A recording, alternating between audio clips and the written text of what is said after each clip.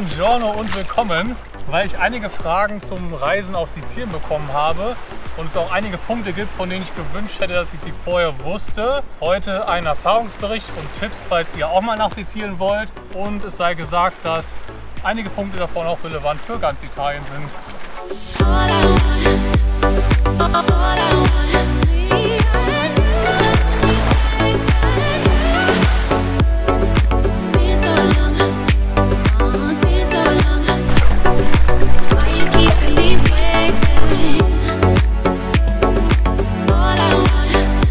Um das Ganze mit etwas Struktur zu machen, habe ich alles in Kategorien wie Wasserversorgung, Stellplätze, Wi-Fi und vieles mehr eingeteilt. Und weil das Wetter heute so gut ist, ist natürlich mehr als angebracht, dass wir mit dem Wetter anfangen. Und das Wetter auf Sizilien ist bombastisch. Jetzt ist Februar, es sind irgendwie 18 Grad heute und man kann am Strand chillen, also richtig schön. Das Klima allgemein ist ziemlich trocken, schon etwas trockener als es eigentlich sein soll. Also im Januar habe ich mal geschaut, sollten es eigentlich so 10 bis 15 Regentage geben, laut so einem Klimadiagramm. Und ich kann mich vielleicht an so 3 Tage erinnern, an denen es geregnet hat. Und wenn es dann mal regnet, dann eher ziemlich heftig und kurz. Und ich kann jetzt übrigens nur von den Wintermonaten sprechen. Letztes Jahr im Juli allerdings, da war Laura auch auf Sizilien zufällig. Und da wurde ein neuer Hitzerekord für Europa gemessen, 48,8 Grad in Catania. Also mega heiß, und Sizilien allgemein gilt als somit die heißeste Region in ganz Europa. Also im Sommer besser hier nicht hinfahren. Die nächste Kategorie ist Wi-Fi, weil ich weiß, Internet ist heutzutage sehr weit oben auf der Bedürfnispyramide.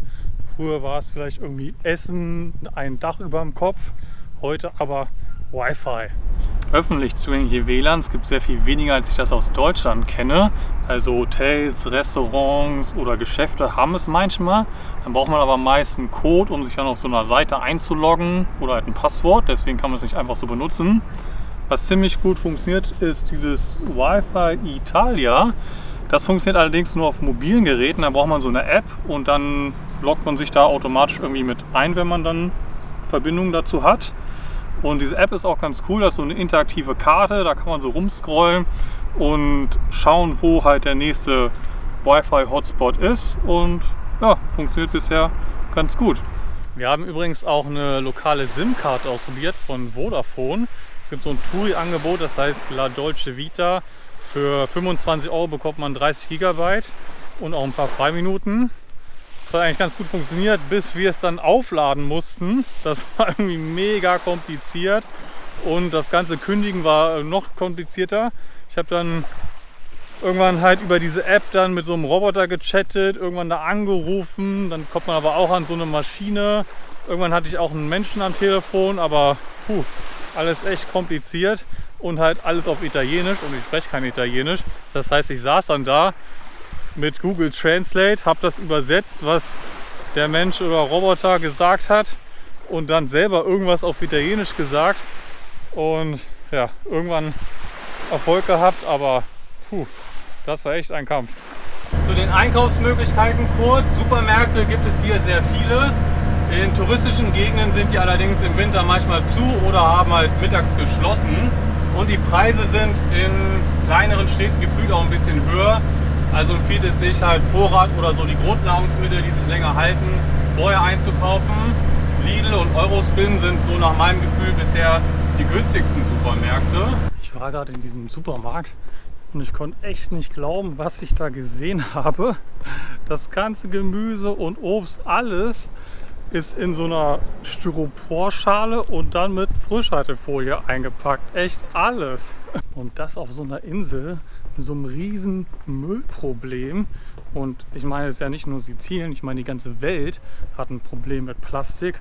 Plastik gibt es in der Antarktis, Plastik gibt es auf Gletschern, Plastik gibt es in den Mägen von Walen.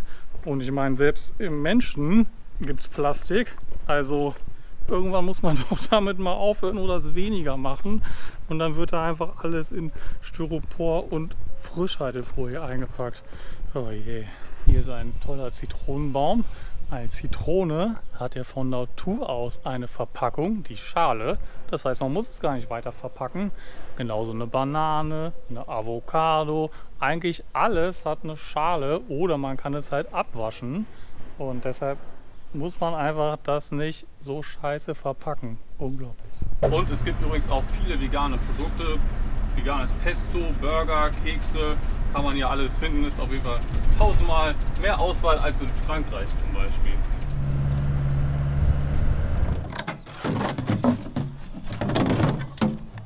Wasserstellen gibt es sehr viele.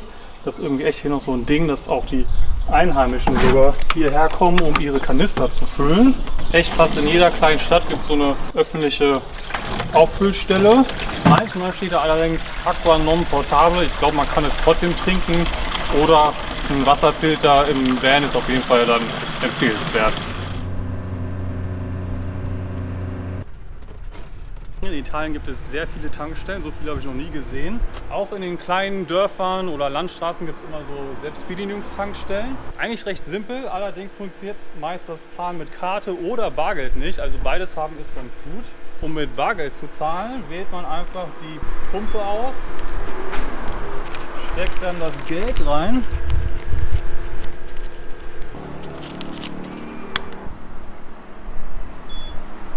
Und dann kann man für den Betrag tanken.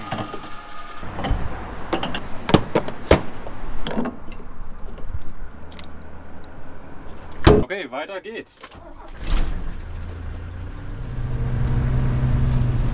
Und ich bin übrigens auf dem Weg zum Monte Cofano, der ist gleich da vorne. Den hat man im letzten Video auch schon ein paar Mal im Hintergrund gesehen. Und das ist auch irgendwie ein schönes Naturreservat, deswegen wollte ich das auch nochmal auschecken. Okay, dann kommen wir mal zu dem wichtigsten Thema, Stellplätze. Und ich kann jetzt hier nur über Wildcampingplätze sprechen, weil auf dem Campingplatz war ich hier noch nicht. Es gibt auf jeden Fall welche, ich glaube einige haben auch im Winter geöffnet, aber da habe ich jetzt einfach keine Erfahrung zu. Und das mit den Stellplätzen ist nicht so leicht auf Sizilien. Also hier habe ich jetzt einen schönen Platz in der Natur, in der Nähe vom Meer. Es ist ziemlich ruhig und das gibt es leider nicht so oft in Sizilien. Um das zu verstehen, schauen wir uns erstmal eine Karte an. Das ist Sizilien. Die Insel hat etwa eine dreieckige Form, ist allerdings auch ziemlich bergig, besonders im Norden und im Osten. Der Ätna, der größte Vulkan von Europa mit über 3000 Meter Höhe, ist natürlich auch ein riesiger Berg. Die größten Städte sind natürlich die Hauptstadt Palermo, dann noch Catania, Messina und Trapani. Verbunden sind die Städte mit Autobahnen. Die Autobahnen zwischen Messina und Catania sowie Messina und der halbe Weg bis nach Palermo sind allerdings mautpflichtig. Ich würde aber auf jeden Fall empfehlen, diese Mautstraßen zu nehmen, weil es gibt natürlich auch Landstraßen oder so kleinere Straßen daneben. Die führen allerdings durch tausende Städte, der Verkehr ist super chaotisch und wir haben damals für, keine Ahnung, 8 Kilometer irgendwie 2 Stunden gebraucht. Also echt eine Katastrophe der Verkehr. Und es gibt natürlich auch viele kleinere Landstraßen, die die weiteren Städte verbinden, so wie San Vito Lo Capo im Norden, Marsala oder Agrigento im Süden. Ja, und das mit den Stellplätzen ist insofern problematisch, dass halt an der Küste, die sehr stark bevölkert ist, wie man ja auf der Karte sieht, ist halt eine kleine Stadt nach der anderen und da gibt es einfach keine schönen, ruhigen Plätze. Wir sind zum Beispiel zwischen Messina und Catania komplett lang gefahren und das ist echt eine Stadt nach der anderen, total dicht bevölkert, also es ist laut, man hat keine schönen Plätze in der Natur, es ist dreckig und ja, man hat da einfach keine schöne Zeit. Das Landesinnere ist nicht so stark bevölkert, aber alles, was nicht Stadt ist, ist halt landwirtschaftliche Fläche und da kann man halt auch nicht so gut stehen und es ist auch ziemlich bergig und sobald man irgendwie von der Autobahn runterkommt, ist es halt echt irgendwie so eine Holperpiste, wo es halt super schwer ist zu fahren, auch sehr steil zum Teil, also mit so einem alten Van nicht so einfach. Wenn man irgendwie einen Jeep hat oder irgendwie einen krassen Allrad-Sprinter, der vielleicht nicht zu schwer ist, dann kann man da lang fahren, aber sonst würde ich das nicht empfehlen. Und zudem im Winter ist es natürlich auch nicht so warm hier. Und wenn man dann irgendwie in die Berge fährt, auf, keine Ahnung, 500, 600, 700 Meter oder noch höher, dann liegt da vielleicht sogar schon Schnee. Also auf so 1000 Meter lag auf jeden Fall Schnee und es ist natürlich auch sehr viel kälter. Ich war jetzt allerdings nicht im Süden und der könnte recht vielversprechend sein, weil da sind nicht so viele Städte, glaube ich. und es ist auch nicht so super bergig. Also falls da mal jemand war, würde mich interessieren, wie es dort ist. Also der Osten hat mich überhaupt nicht überzeugt. Die Küste ist einfach total überbevölkert und nicht schön. Der Norden hier in San Vito lo Capo, das kann ich auf jeden Fall empfehlen. Hier gibt es schöne Stellplätze, aber sonst insgesamt in Sizilien muss man sagen, ist nicht so einfach, weil es einfach echt zu dicht bevölkert und wie gesagt, da wo keine Stadt ist, ist dann irgendwie landwirtschaftliche Fläche und irgendwie die mega Holperstraßen, wo man nicht langfahren möchte. Also alles nicht so einfach. Achso, und Freistehen ist übrigens kein Problem.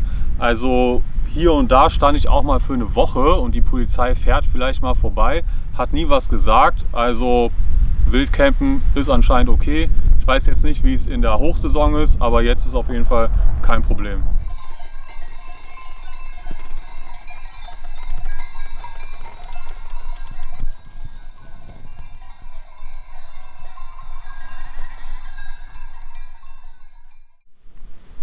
Guten Morgen, es ist der nächste Tag. Ich bin auf dem Weg zum Monte Cofano und diese Landschaft ist wahrscheinlich ein gutes Beispiel für, was ich mit trockenem Klima meinte. Weil wenn man sich mal einen Regenwald vorstellt, dann sind ja all die Pflanzen und Bäume Teil dieses sehr feuchten Regenwaldklimas. Und das Ding mit Sizilien ist, zu Zeiten der Römer wurden die ganzen Wälder abgeholzt, um Platz für die Landwirtschaft zu machen. Und wenn man halt die ganzen Wälder wegnimmt, dann bleibt halt ein sehr trockenes Klima.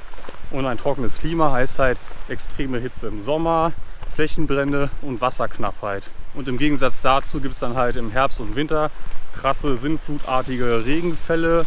Dann werden die Straßen unterspült und gehen kaputt. Es gibt Überschwemmungen und Erdrutsche und Brücken stürzen ein. Und das habe ich halt jetzt auch alles hier schon gesehen.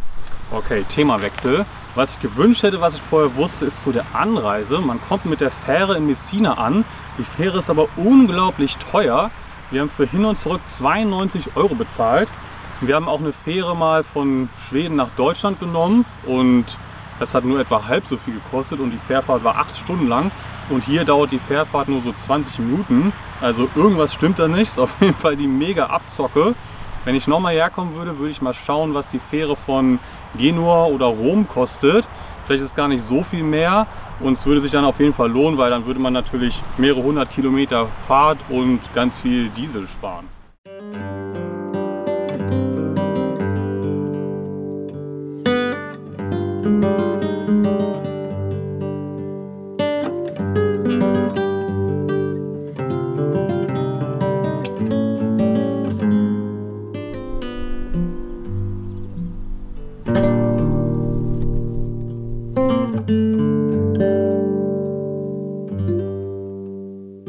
Ist auch wieder ganz schön warm geworden, aber auch ganz schön windig.